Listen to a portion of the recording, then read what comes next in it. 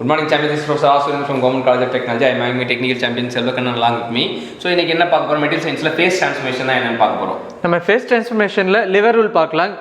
Liver rule எதுக்காகனா used to find out the relative amount of liquid and solid phases exist in an alloy at given temperature னு சொல்லிருக்காங்க. ஒரு குறிப்பிட்ட டெம்பரேச்சர்ல எவ்வளவு liquid இருக்கு, எவ்வளவு சாலிட் இருக்குன்னு கண்டுபிடிக்கிறதுக்கு பயன்படுற லிவர் ரூல்.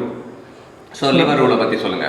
இங்கே நம்ம அமௌண்ட் ஆஃப் சாலிட் இந்த இடத்துல சொல்லியிருக்காங்க, அமௌண்ட் ஆஃப் லிக்விட் சொல்லியிருக்காங்க, சென்டர் ஃபேஸ் இதில் வந்து லிக்விட் டூ வந்து அமௌண்ட் ஆஃப் லிக்விட் இங்கிருந்து இங்கே சேஞ்ச் ஆகிறது இங்கேயோ, சாலிட்ல இந்த டிரான்ஸ்ஃபர்மேஷன் சேஞ்ச் இங்கேயும் சொல்லியிருக்காங்க. அதே லிக்விட் ப்ளஸ் சாலிட் ரெண்டு சேர்க்கும்போது நமக்கு 100% இருக்குன்னு சொல்லியிருக்காங்க இந்த இதில். ஸோ இப்போ பேர் வைக்கிறாங்க, இந்த புள்ளிக்கு ஏ, இந்த புள்ளிக்கு பி, இந்த புள்ளிக்கு சின்னு வச்சுக்கிறாங்க. ஸோ லிக்விட் ப்ளஸ் சாலிட் சேரும்போது 100% சொல்கிறாங்க. So AC by PC into 100 போட்டோம்னா ஏசினா ஏசி இங்கே இருக்குது, அமௌண்ட் ஆஃப் லிக்விட் இங்கே காட்டியிருக்காங்களே, ஏசி வந்து இங்கே இருக்குது. ஏசி பை பிசி பார்த்தீங்கன்னா full, AC by PC into 100 போட்டிங்கன்னா அமௌண்ட் ஆஃப் லிக்விட் கிடைக்குது. அதே போல் அமௌண்ட் ஆஃப் சாலிட் பார்த்தீங்கன்னா ஏபி டிவைடட் பை பிசி, ஏன்னா ஏபி டிவைடட் பை பிசி ஓவராலாக இன்ட்டு 100ன்னு சொன்னால் நமக்கு அமௌண்ட் ஆஃப் சாலிட் கிடச்சிடுதுன்னு சொல்லலாம். லிவர் ரூல் அப்படின்னு தெரிஞ்சுக்கலாம். ஃபேஸ் ட்ரான்ஸ்ஃபர்மேஷனில் லிவர் ரூல் ரொம்ப ரொம்ப முக்கியமான விஷயம். இந்த லிவர் ரூலை நம்ம கற்றுக் கொடுத்த செல்வக்கண்ணனுக்கு தேங்க்யூ சொல்லுங்கள். Thank you champion.